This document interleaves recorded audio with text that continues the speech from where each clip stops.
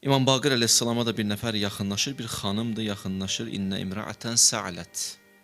Bir sual verir. Fəqalət əsləhəkəllah. Və xeyr dua eləyir, Peyğəmbər balası İmam Baqiri dua eləyir. Ondan sonra deyir, inni mutabəttilə. Yəni, mən evlənməyən bir xanımam, subay bir xanımam. La uridu ət-təzvic əbəda. Evlənmək də istəmirəm. La uridu ət-təzvic əbəda. Qal və limə. İmam buyurdu ki, niyə? Mənə səbəb. Qalət əltəmisu fi zalik əl-fəzl. Evlənməməklə istəyirəm daha da fəzilətlənim. Daha da üstün bir məqamlara gedim, qət edeyim. İlahi məqamlara neyniyim, çatım. Fəqal insərififi. İmam buyurdu, yox, yanlış fikirdir, bu fikrindən dön. Fələv kənə fi zalik fəzlən, əgər bu fəzilətli bir əməl olsaydı, ləkənət Fatimə, anamız Fatimə, əxəqqü bihi mink. Onda anamız Zəhra heç evlənməzdi, ailə qurmazdı ki. Yaxşı bir şey deyil, bu fikir yanlış fikirdir. İndi müəyyən səbəblərdən kimi subay qala bilər, ona işim yoxdur. Amma bir insan bu qərara gələr ki, o evlənmək yaxşı deyil. Allaha gedən yol məsələn subaylıqdan keçir. Hələ belə olsam daha tez Allaha yaxınlaşaram. Bu fikirlə din mübarizə aparıb. Deyib yanlışdır. Yanlışdır. Allah ki Adəmi yaratdı. Adəmi yaranan kimi önündə bir varlıq görür. Elə ki, varlıq aləminə qədəm qoyur adam, bir qabağında bir varlıq görür, məxluq görür. Deyir, ma hadəl xəlq əl-həsən. Bu gözəl məxluq kimdir? Allahdan cavab gəlir, onun adı Həvvadır. Həvvadır. Onu sənin gedəcəyin yolda munis və yar etmək istəyirəm. Razısan? Cavab gəlir Adəmdən, bəli. Yəni, ilk insan, Adəm və yanında bir xanım. Diqqət edədiniz. Allahın da sözü budur. Yəni, bu səndən yar ola bilər ilahi yolda. 200 bir yerdə gəlib mənə çata bilərsiniz, qovuşa bilərsiniz. Razısan? Dedi, bəli. Aləmin yaranışı. Bax, belə. Bəli. Və ən gözəl beyt və bina ailə binasıdır. Ən gözəl ev və bina dini mətinlərimizdə ailə binasıdır ki, o ki ailə qurulur. Ma min şeyin əhəbbu iləllahi min beytin yu'məru fil İslam bin nikah. Ən gözəl beyt, ev, ailə binasıdır. O bəzi sözlər var, subaylıq, sultanlıq, o söhbət deyirlər. Yox, evlilik yaxşı şeydir, ailə yaxşı bir şeydir və dinimiz tövsiyə edir, ailə qurmaq, gözəl ailə qurmaq. Amma yaxşı olar ki, cavanlara tövsiyə edirəm, bax, bu arada, cavanlar, ailə qurmamışdan qabaq oturun ailənin məsuliyyətləri haqqında düşünün. Ailədə kişinin vəzifəsi, qadının məsuliyyəti, qadının öhdəliyi, kişinin öhdəliyi.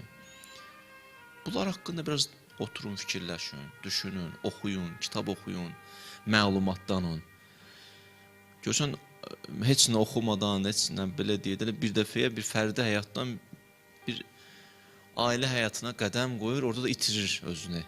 Hələ tuta bilmir özünü. Fikir versən, bir müddət hələ bir alınana qədər hələ aləm deyir bir-birinə. Niyə? Çünki heç nə oxumayıb, nə məlumatlanıb, bilmir, nə var, nə yox, ailə nədir, ailənin hədəfi nədir, məqsədi nədir, hələ ailə. Hətta bunu da deyim, övlad olmamışdan qabaqda. Yaxşı olar, analar, atalar, necə övladı tərbiyə eləyəcəm, bir əllərinə bir kitab alsınlar, oxusunlar. Övlad dünyaya gəlib, düşüb bu təlaşa. Ayla, bu necə istiqamət verim, bu necə olacaq, o necə olacaq. Bir əvvəldən bir baxın vəziyyətə. Bu mənim cavan ailələrə tövsiyəm, hələ ailə qurmayanlara tövsiyəm. Övlad dünyaya gəlməmiş, övlad tərbiyəsi haqqında bir kitab açın, oxuyun. Məlumatdanın, təcrübəli bir anadan, imanlı bir anadan öyrənin, necə övladını tərbiyə elədin, hansı yolla, necə istiqamət verdin. Bu da çox mühümdür. Yaxşı, əsasda gedək, mövzumuzun içinə daxil olaq. Hədisdə var ki, övlad gəlib bir həddə gələ çata ki, evlənmək həddinə gəlib çatıb, ata-ana lazımsız səbəblərə görə yuvadır, yersiz səbəblərə görə uzadır. O övlad günaha düşsə fəl ismu aleyh. O günahdan bir pay ataya da var, anaya da var. Övlad günaha düşsə ataya da var, anaya da var. Bir alim deyirdi, mən adını deməyim sizə. Tanınmış alimdir. Gəldim atama, dedim ki, ailə qurmaq istəyirəm. Dedi, valla sənin nə pulun var, hələ oxuyursan indi. Məktəb qutarmışdı, biraz da elmini artırmaq istəyir. Nə evlənməkdən danışma. Sonra bir dəfə də getdi, gəldi, deyir, özü danışır öz həyatından. Gəldim atamla oturdum, dedim, ata, ya mənə Yusufun təqvasını ver. Bu bir. Ya icazə ver, günah eləyim. Bu iki. Ya da ki, mənə icazə ver, yem evlənim. Atası tutdu da vəziyyəti. Atası da balacadan deyildi, indi düşmüşdü vəziyyət. Ata qayıtdı ki, nə Yusufun təqvasını sənə verə bilərəm. Nə belə pis çıxmasın, günaha icazə vermək mənim haqqım yoxdur. Məsələ bəlidir, evləndirərəm səni tez bir zamanda. Bu, belə ata, ana, bəzi şeyləri düşünməlidir, fikirləşməlidir. Da keçək üstündən, çox qalmayaq üstündə. Əziz Peyğəmbərimiz buyurur, yuftəhu əbvabus səma fi ərbəyə məvadiyə. 7 vaxt, 4 vaxt ki, var ki, o vaxt səmanın qapıları açılır. Səmanın qapıları açılar 4 vaxtda. İndə nəzərəl vələd fi vəcil valideyni. Yəni ki, övlad atanın, ananın üzünə məhəbbətlə baxa. Övlad atanın üzünə məhəbbətlə baxa. Səma açıldı, qapıları açdı. Yəni, qapını açmağın yoludur. Qapını açmağın yoludur. Bir dənə bir fragment gördüm o günlər. Gördüm, internet səhifəsində baxdım. Gördüm, biri gəlir, qapını təpikləyir ki, açsın o tərəfə. Vurur təpi ilə, yumruqla, gəlir kürək ilə, vurur, aça bilmir. Biri çəkir o tərəfə, qapını, sənin bu tərəfə açılırmış. Götürür, belə açır, deyir, qapını belə açırlar, gir içəri. Səmanın da qapılarının açılmasının bir şərti var da, necə açılır? Bir şərti nədir? Adam, insan ki, atanın, ananın üzünə bir məhəbbətlə baxdı, qapılar açıldı. Qapılar açıldı da fürsət bildi. Dualar belə. 2. İndə nuzulil mətar.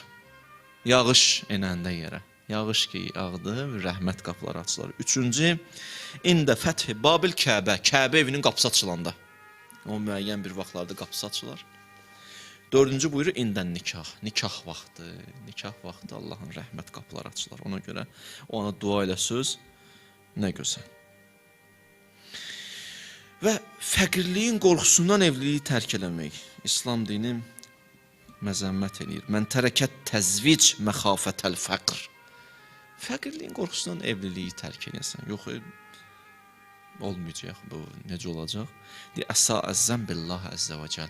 Onda Allaha bədgüman olmuşsan. Allah özü neyiniyər? Bir qapılar açar. Hə, indi qapıları da açar, bu da elə evlənən sonra getdi, yatdı, kişi evdə gələcək, ruzu. Yox, indi axı evlənəndən sonra bir məsuliyyət hissi oyanır. Diyorsan, işləmək istəyirsən, iş axtarırsan, qapı döyürsən. Allah da neyini qapı açır sənə. Rəhmət qapılarını açır, kömək edir sənə. Ya məsələn, evlənməmişdən qaba pul elə sağa sola necə gəldi xərcləyirdin, amma da evlənəndən sonra neyinirsən? Pulun qədrini bilirsən, qardaş, yox, bunu evənə salmalıyam, onu almalıyam.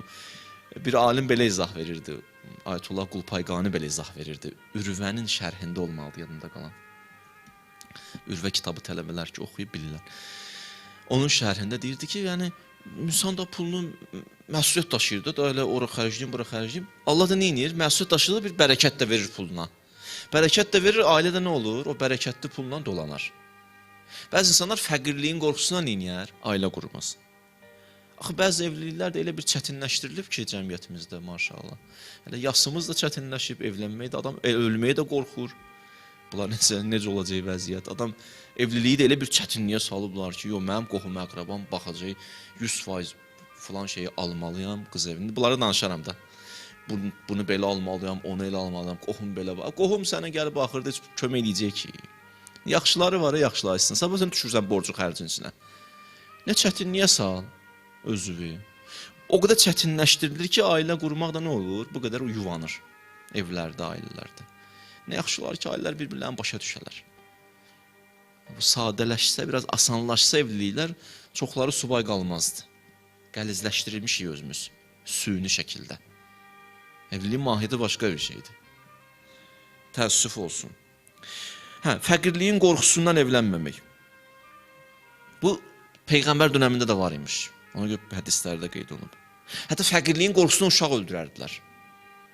Uşaqları ki öldürürdülər. Mən bir də söz deyim sizə. Bizlər çoxlarımız elə bilirik cahiliyyət dönəmində ərəblər ki qız övladını öldürürdülər. Təkcə qız övladı deyildi. 3 dənə ayə var Quranda. Neyi öldürmüşlər? Bir səbəb qız övladını öldürməyin, onun səbəbi başqadır. Öz qeyrətlərinə sığışdırmırdılar. Qızım oldu. Qızı biraz özlərinə bilirdilər, ar bilirdilər. Hərdən də bizdə də biraz bunun başqa şəkli var. Kişinin oğlu olar. Kişi Allah oğlu da verər, qız da verər. Nə olar ki? O dönemdə biraz pis vəziyyət imiş. Yəni qızı özlərini ar bilərmi? Buna görə öldürərdilər. 1, 2 ayələrini deyəcəm sizə. İkinci, burada da qız oğlan fərqi yox imiş. Gedərdilər öz bütləri ki var idi, bütlərinin qabağını qurban verərdilər. Belə öldürərdilər. Yəni başını kəsərdilər, neyniyərdilər. Bu 2. Üçüncü də öldürmək nə imiş? Fəqirliyin qorxusundan imiş. Üçüncü ayəsini deyirəm sizə. 1. وَلَا تَقْتُلُوا أَوْلَادَكُمْ مِنْ اِمْلَاقٍ نَحْنُ نَرْزُقُكُمْ وَإِيَّاهُمْ Balalarınızı fəqirliyin qorxusundan öldürməyin. Burada balalarınız deyir, qızlarınız demir. Fəqirliyin qorxusundan öldürməyin. Onların da ruzusunu biz veririk, sizin də ruzunuzu biz veririk. Siz elə bilirsiniz, maaşınız artır, belə bilirsiniz, vəziyyət yaxşılaşır. Bu balavın ruzusudur. Onun ruzusudur. Ona görə gəlib səni tapıb o. Yaxşı. Deyir, sənin də ruzunu mən verəm, balavın da ruzunu mən verəm. Bu bir ayə. İkinci ayə. Bütə qurban kesmək üçün kəzəlikə zəyyənə li kəsirin minəl müşrikin qatlə əvladihim. Davam var ayənin. Şeytan belə bir zinət vermişdi onlara ki, bütlərinin qabağında övladlarını qətl eləyərdilər. Nə qədər cəhalət. Allah uzaq eləsin. Bu ikinci ayə. Burada qız oğlan fərq eləməzdi ya. Üçüncü ayə budur ki, biz bunu çox demişik adətən. Buşşirə əhaduhum bil unsa zəllə vəcihuhu musfətta. Elə ki, desəydilər qızın oldu, buşşirə əhaduhum bil unsa. Elə ki, qız övladından müjdələnirlər, ayə belədir ya, müjdələnirlər. Nə olurdu? Zəllə vəcihuhu musfətta. Üzlərini turşdurdular, rəngləri qaralardı, qızım oldu. Musfətta. Qız övladına bu qədər. Bir gəlmişdi, bir nəfərə demişdi, yuxu görmüşəm. Yuxuda görmüşəm, üzüm turşudmuşam, üzüm qaralıb. Dedi, qızın olacaq. Yuxu yoza bilirmiş o adam. Dedi, hardan deyirsə, dedi, Quranda ayədir. Necə? Dedi, elə ki, qız övladı bunlara müjdə verir, üzləri qaralar, turşudarlar üzlərini. Doğrudan da Allah qız vermişdi. Yuxun yozumun da bir elmi var ha, hələ. Hər adam gəlsin, yuxu yozsun. Yox, Quranın batinilə bir ünsiyyət qurmaq lazımdır. Quranla ünsiyyət qurmaq lazımdır. İndi daha o bilənlər bilər, mənəvi hal olanlar bilər. Oradan çıxaq, mövzumuz o deyil. Hər halda qız uşağı neyniyərdilər? Belə tələf eləyərdilər. Ya övladları öldürərdilər. Fəqirliyi qorxusu və s. Ya məsələn, qız istəmirəm. Bunun müasir forması da indi bugün dünyamızdadır. Gözə ana bətinə inirlər, tələf eləyirlər də. Bu da Qərbin təqdim etdiyi azadlıq. Azaddır da özü bilər. Özü bilər, öldürür ana bətinində. Sənə din amma bu qədər azadlıq verməyib insana, getsin insan öldürsün. O da ana, o da bir övladdır da. O da sabah bir nəsil olacaq. Heç Quran məntiqinə əsasən bir nəfəri öldürmək dünyadakı insanları öldürməkdir. Sən dünyanı öldürmüsən ana bətində öldürməklə. Mən sizə bir dənə statistika deyəcəm. Mən dəhşətə gəldim bunu oxuyanda. Avtomobil qəzasından ölənlər, bir də ana bətinə tələf olanlar. Ana bətinə tələf olanların sayı avtomobil qəzasından ölənlərin sayından daha çoxdur. Yəni, gör nə qədər nələr var, hadisələr var. Gör nə qədər tələf olunur ana bətində uşaqlar. İndi fəqirliyi qorxusundandır, orada qız da ola bilər, oğlan da ola bilər. Ya məsələn, qızı özünə qaynana istəmir də, Allah saxlamış. Mən oğlan istəyirəm nəvə. Allah verən payda elə bir qəbul elə bunu. Elə bil ki, bu Allahın deyə. Allah verib. Sən istəmirsən, mən istəmirəmlə deyil. Allahın lütfüdür. İnsan bir həddə gəlir, çatır ki, bu qədər neyinir, həddin aşır. Təəssüflər olsun. Yaxşı, mövzumuzu davam edək. Ailə qurmaq. Bu qədər tövsiyə olunub.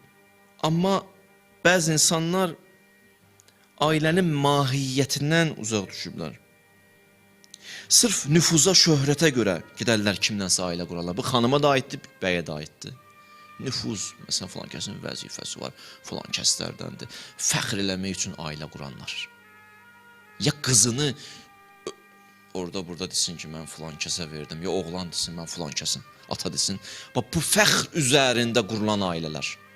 Onlar insan bir nüfuzlu bir insana qızını da verər, nə bilim, sərvətli bir insana pulunu da, amma meyar o olmasın gələk. Meyar başqa bir şey olmalıdır. İman bir faktor olmalıdır orada ki, gəlib çıxacam ora. Peyğəmbər buyurur ki, kim fəxr eləmək üçün evlənsə, indi ata, ana qızını, oğlunu fəxr eləmək üçün heç lazım olmayan, nalayiq bir insana nə var, onun vəzifəsi var, nə bilim, filan var, götürə qızını verə, Allah deyir, bu insanı zəlil eləyər. Allah bu insanı zəlil eləyər. Ona görə müğayət ol. Sonra da yolunu cəhənnəmə salar, əgər tövbə eləməsə də. Ona görə hədisdə var, mən təzəvvəcə imrəətən, bir oğlan gedə bir xanımla ailə qura. Limaliha, puluna görə, sərvətinə görə. Belə insanlar var da, hə? Sərvətə görə gedir ailə qurmağa. Görə o boyda, 70 il sən bundan bir yerdə olsa, pula görə ailə qururlar. Bir otur fikirləş, kimlə ailə qurursan? O nədir, xasiyyəti nədir, düşüncəsi nədir, əqidəsi nədir, etiqadı nədir? Deyir, kim bir xanımla ailə qura, onun malına, sərvətinə görə və kələhullah iləyhi, Allah elə onu möhtac eləyər onun puluna. O da bir ömür neyniyər? Bəziləri istisnalar başına vurar. Biz adam elədik səni. Bu tərəfə də aiddir, bu tərəfə də aiddir. Hər iki tərəfə. Bəzi insanlar üçün fərqi yoxdur. Yenə deyirəm də, tək ki, kim olur olsun, şərəfi, ləyaqəti olmasa da, biraz vəzifəsi, imkanı olsa, deyər qoy qızımı verim, ya qız alım, ya belə. Peyğəmbər buyurdu, İyyəkum və həzra'ud dimən. Sizə tövsiyə edirəm, zibilxanadan qızılgülün iynəməyin, zibilxanadan gül dərməyin. Deyirlər, bu nə deməkdir? Deyir, əl-mərətul həsna fi mənbiti su. Bir zibilxanada gözəl gül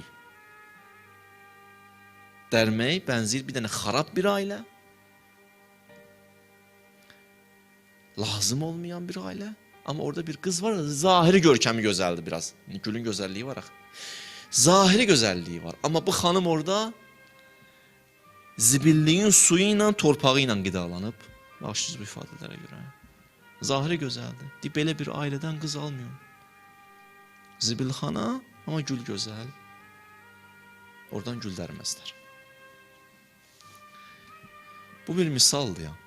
Yəni zibilxanadan gül dərmiyor.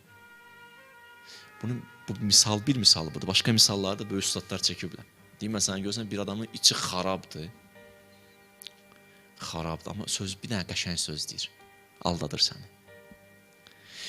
Söz qəşəngdir, amma bunun niyyəti xarabdır. Qəşəng sözlə səni bir xarab hədəf var, ora aparmaq istəyir. Bunun qəlbi zibillidir. Bir dənə qızıl gül bitib orada, yaxşı söz. Ayətullah Cavadamili bənzədirdi bəzi qəlbləri qəbirə. Deyir, bəzi qəbirlər necə ki, Rozatun min riyazil cənnədir, cənnət bağlarından biridir. Xufratun min xufərin neyrandır, cəhənnəm çuxurlarından biridir. Bəzilərinin qəlbi cənnət bağı, bəzilərinin qəlbi cəhənnəm çuxuru. Deyir, bu qəlb ki xarabdır, iç ki xarabdır, batin ki xarabdır, hərdən bir qəşəng söz də deyə bilər. Aldam o qəşəng sözə. Çünki hədəfi xarabdır. Səni başqa yerə aparacaq. Məqsədi xarabdır. Xəzra'ud diməndir. Qızıl gülü var, amma zibilxanadır. Yaxşı. Ona görə hər qəşəng söz deyən o demək deyil ki, hələ hədəfi də, məqsədi də, niyyəti də qəşəngdir. Hansı zamanda yaşayırıq? Gəlin, ona görə dərin baxaq məsələlərə. Məqsədi nədir, hədəfi nədir, niyyəti nədir? Bu çox mühümdür.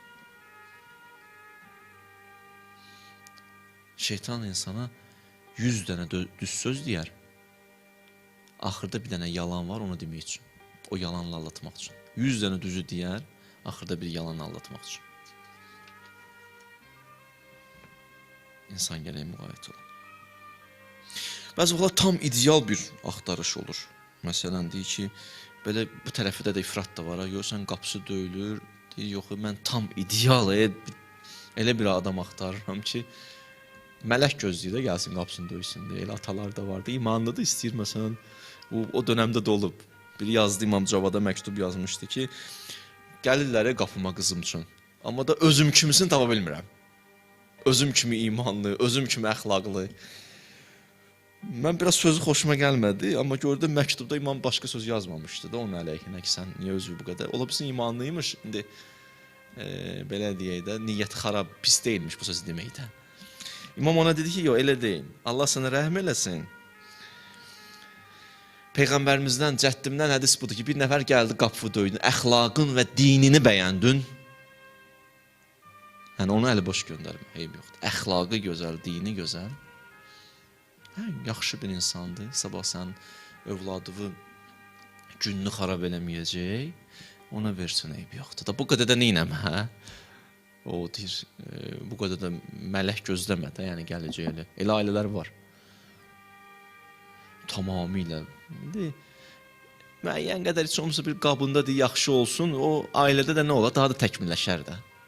Əl-ələ verərlər xanımla, oğlan, bir-birlərini əlindən tutarlar, mənəvi yolda, kamal yolunda hərəkət eləyərlər. Bu bizim dinimizin tövsiyəsidir.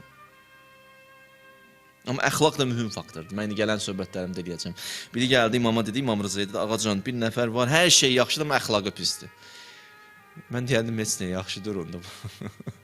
İndi də əqidəsi yaxşı ola bilər bir insana. Yaxşı əqidə, yaxşı əxlaq da tələb eləyir axı.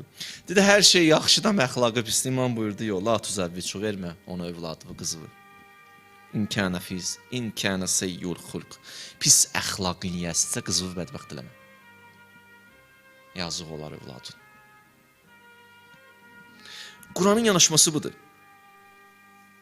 Quranın yanaşması budur. Ayə deyəcəm sizə. Əl-xəbisat lil-xəbisin. Xəbis xanımlar xəbis kişilərə nəsib. Əl-xəbisun lil-xəbisat. Əksinə də belə. Xəbis xanımlar, xəbis kişi. Bu tərəfində deyir. Ət-tayyibatu lit-tayyibin. Pak kişilər pak xanımlarla. Ət-tayyibuna lit-tayyibat. Pak qadınlar pak kişilərlə ailə qursunlar. Ləhum məğfirətun və rizqun kərim ayənin sonunda deyir. Belə tapsalar bir-birlərini, bunların bir məğfirət də var Allahdan. Həmçinin nə var? Rizqun kərim. Yaxşı bir ruzi də onları gözləyir. Övladlarınızı pak insanlarla evləndirin. Cavanlar, pak insanlarla, xanımlar, bəylər, pak insanlarla ailə qurun. Mənəviyyatı olan insanlarla, mənəviyyatlı insanlarla. Çünki nikah iki ruhun peyvəndidir. İki dənə ruhun peyvəndidir. Kəbin ki, oxundusuz, aləm deyir orada bir-birinə. O hər işdə. İki ruhun peyvəndidir. Bu balaca məsələ deyil. Təkvin aləmində gör nə iş görürsən sən. İki ruh birləşir. Kiçik məsələ deyil valla. Quran iman faktorunu önə çəkir. Qapuz döyüləndə, ya qızızı verəndə, ya xanım alanda iman. Ola bilər, bir cavan olar. Məsələn, amma yaxşı bir insan olur. Buna görə danışım. Amma hələ ibadətə o qədər də meyilli, belə deyil, ibadətdən uzaqdır. Bəlkə də sən təsir göstərərsən, ona ibadətə gələr.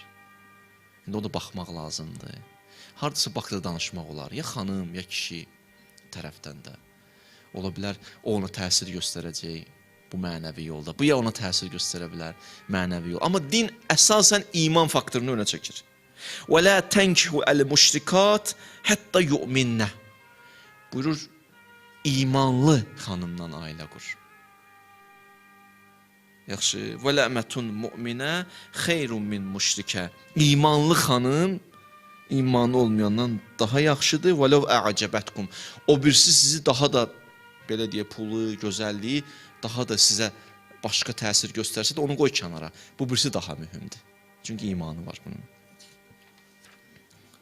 Bunun imanı var. Və ailədə bir dənə də sizə gəlin qızıl söz deyim. Cavanlar üçün. İndi də hələ evlənənlərə də aiddir. Ailədə çox mühüm məsələlərdən biri necə ailə olacaqdan mühüm, necə ailə olacaq. Bundan mühüm, niyə ailə qururuq? Bax, bunun sualını tapmaq lazımdır.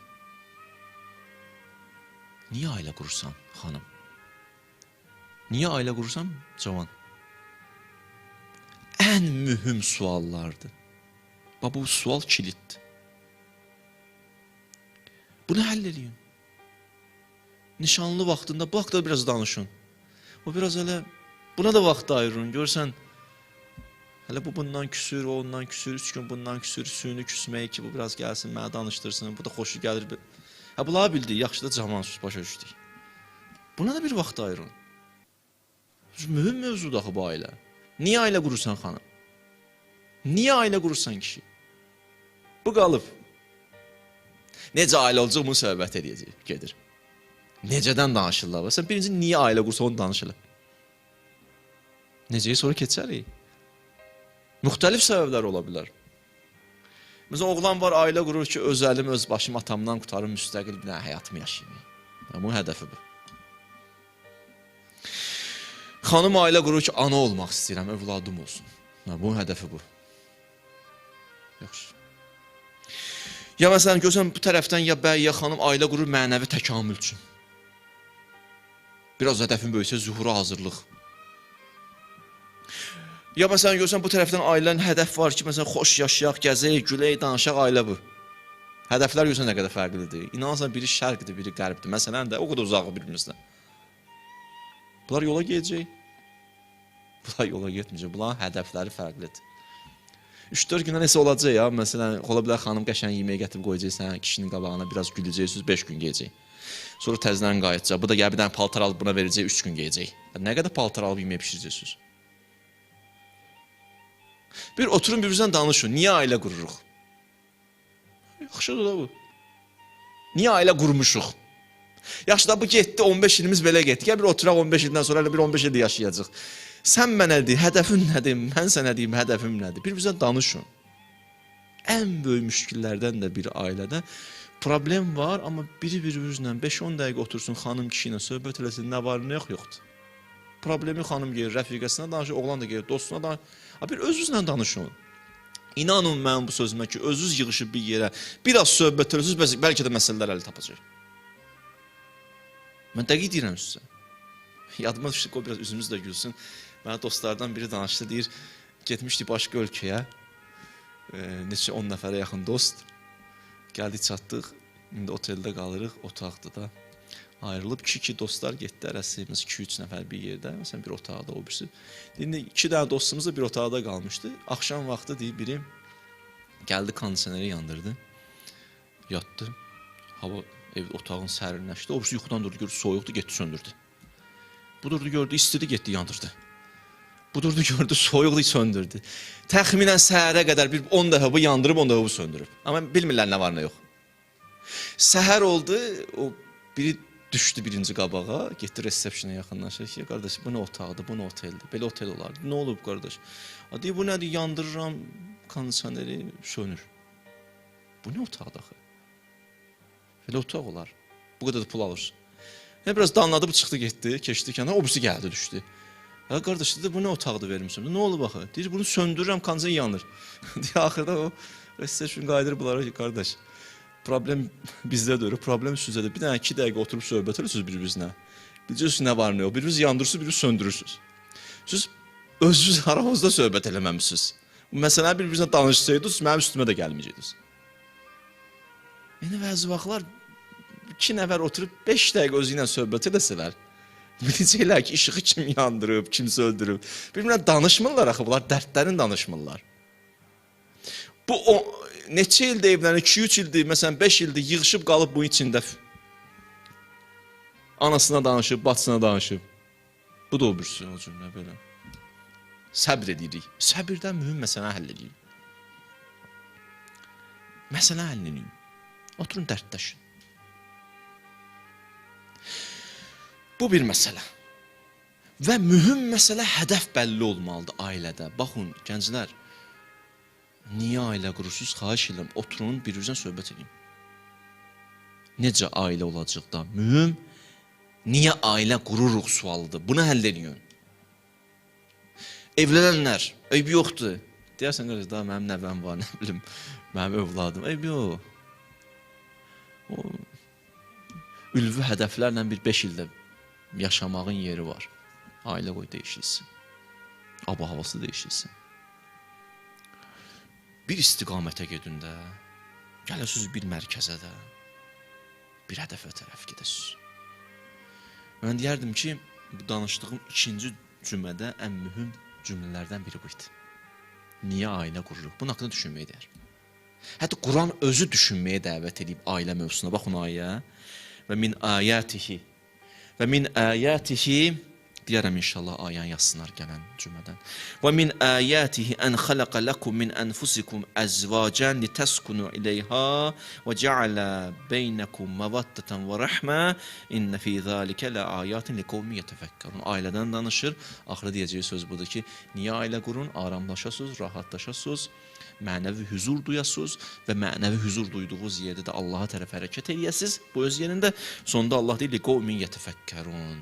Təfəkkür edənlər üçün burada mövzular var. Yəni Allah ailə mövzusunu bizi təfəkkürə çəkir, düşünməyə. Ən mühüm təfəkkür də budur ki, ailə mövzusu niyə ailə qururuq? Bunu həll edin. Və yaxud niyə ailə qurmuşuq neçə ildir? Bunu həll edin. Allah inşallah bizi öz əlimizdən tutsun. Velhamdülillah Rabbil aləm. Allahümme inna nes'aluke və ned'uk